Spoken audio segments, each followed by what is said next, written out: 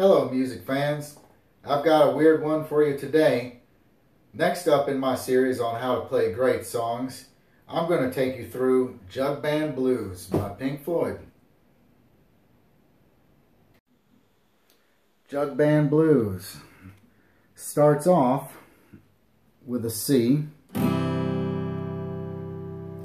and the time signature for your strumming is going to be 3/4 for the first part of the song. Now this song is very complex in terms of its timing changes, but with its chord changes it stays kind of basic. So really, a big part of how to learn this song is, whether you're singing it or not, you do have to learn the lyrics and the rhythm of the lyrics. And that'll help you through the more difficult parts of the rhythm. But it starts out kind of easy enough. It's on a C, and you do 2 measures of a 3/4 time signature. So it'll sound like this. That's 2 measures of C.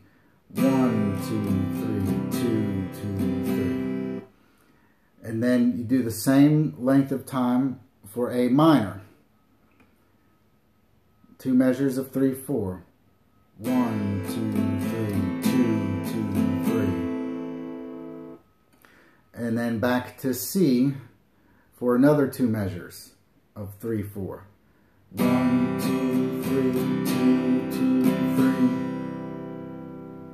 And then it goes to A minor again for the same length of time. 2 measures of 3/4. 2, 2, 3. And then once again back to C for another 6 beats, or 2 measures of 3/4.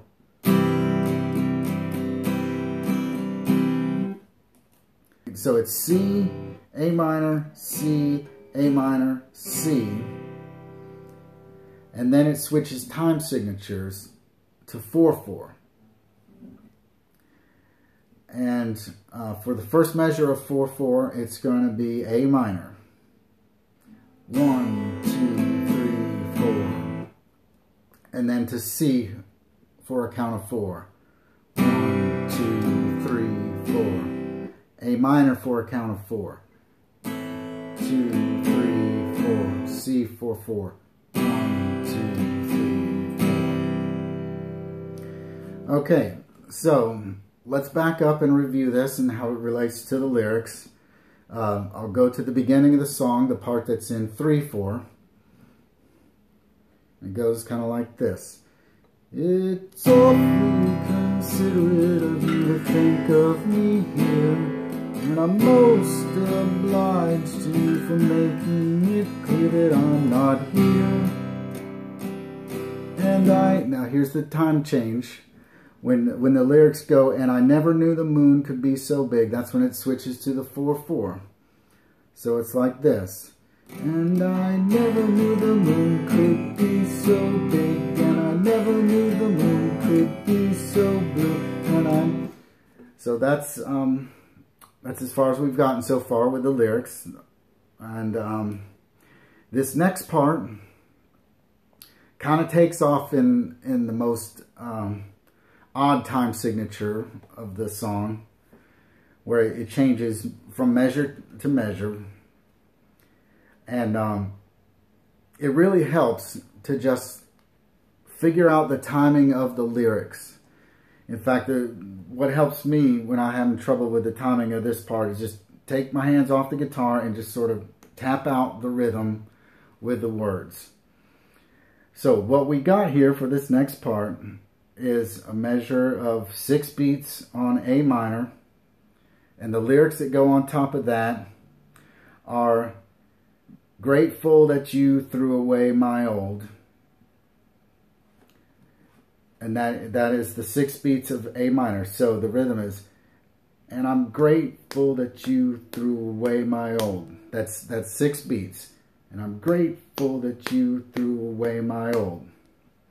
Just even practice that if you need to. Grateful that you threw away my old. And that's all on A minor. 6 beats of A minor. And I'm grateful that you my old. Okay, so that's one measure, and then it goes right from there to C for a measure of 2 beats. And those 2 beats correspond to the words shoes and. So you're playing shoes and on the strum of C. And I'm grateful that you threw away my old shoes and. So that's the last 2 measures right there is A minor for 6, C for 2. And I'm grateful that you threw away my old shoes and. Okay, now right after that, we're going to introduce a new chord, F major. And this particular measure is going to be 4 beats of F. And the lyrics that it corresponds to is brought me here in. Those are the 4 beats. Brought me here in. And you just strum the F 4 times for those 4 syllables. Brought me here in. And then it's going to be G for 3 beats. So 4 on F and 3 on G.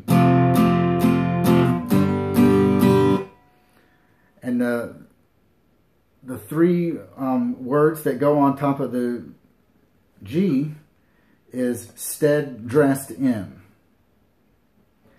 Stead dressed in. Those 3 syllables of the lyrics correspond to the G.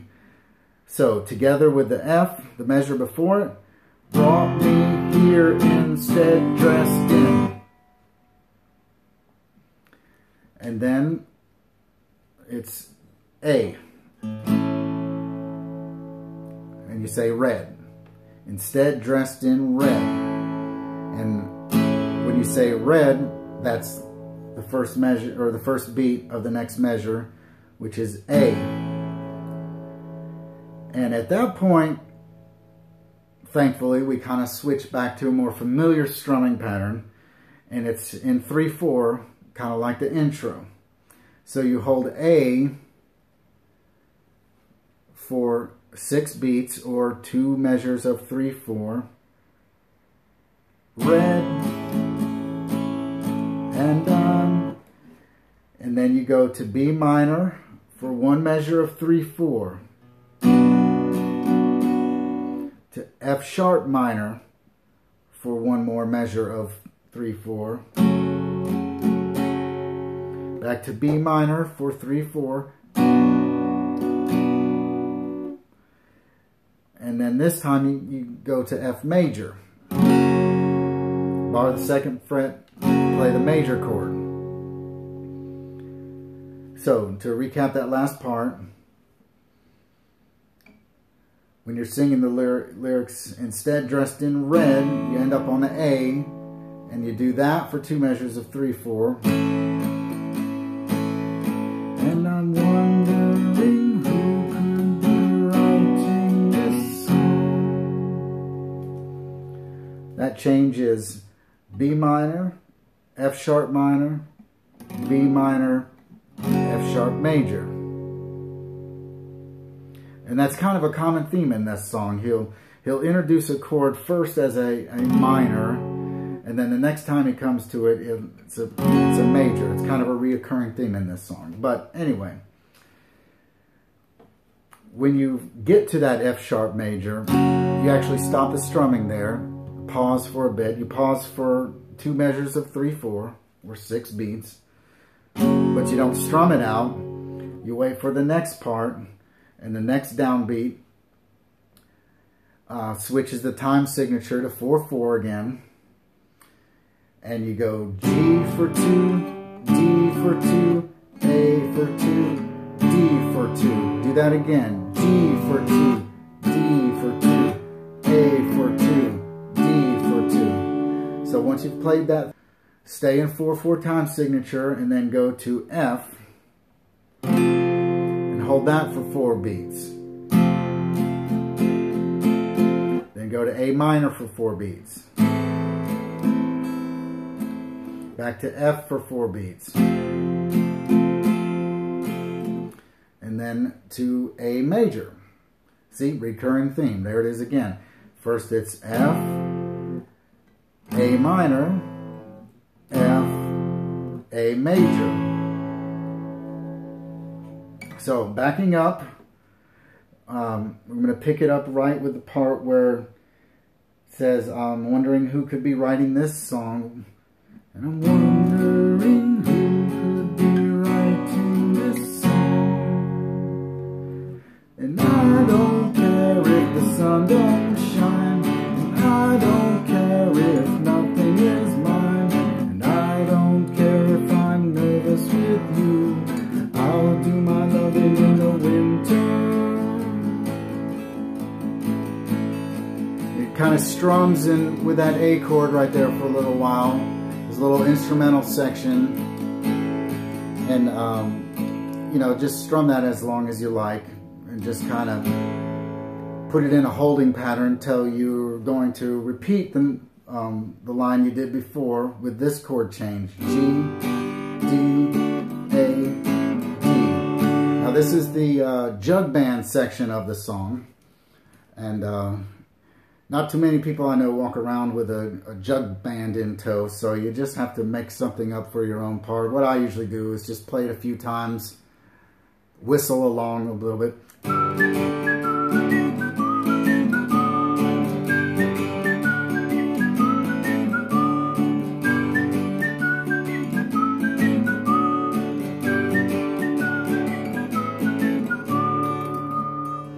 And then you stop on a D there. And this next part of the song is not something that is really done on acoustic guitar. It's not for the solo acoustic player. It's a lot of, you know, electronic studio effects and, you know, just using their electric instruments to kind of have a free form section, a psychedelic breakdown, if you will. And not much really for an acoustic guitar player to do in that part. So just kind of skip it. And the final part of the song is the refrain, where he goes back to strumming A minor in a 3/4 pattern, just like the beginning of the song. Now this is going to be very similar to the beginning part of the song, only it's the final refrain, and it has 4 lines of lyrics. But first, you sort of reintroduce the rhythm by strumming A minor in a 3/4 pattern a few times through, 3, 4, 5 times through, whatever. Gradually bring the volume up.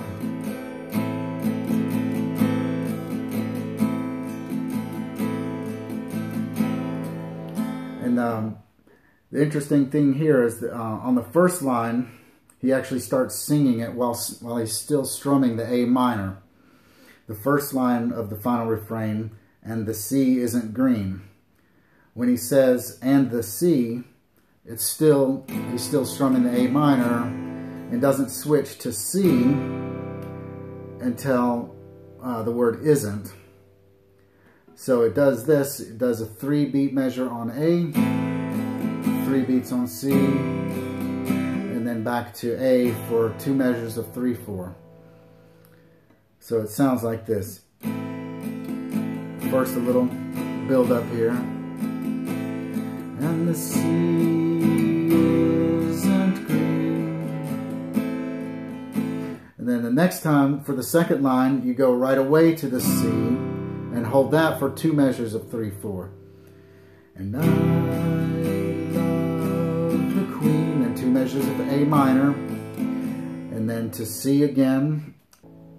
So for lines 3 and 4 of the final refrain, it goes like this.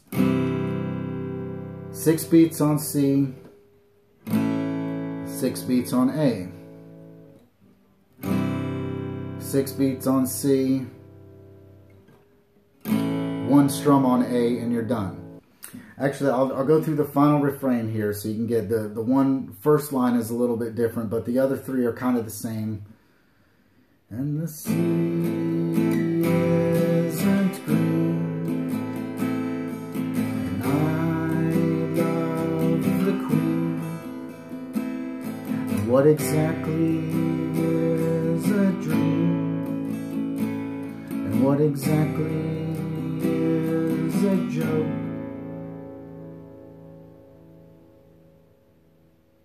So you end right there.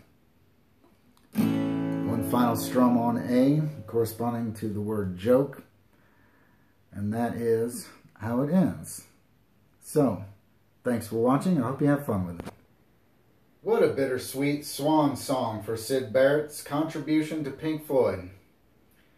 I hope you will continue to tune in to my series on how to play great songs.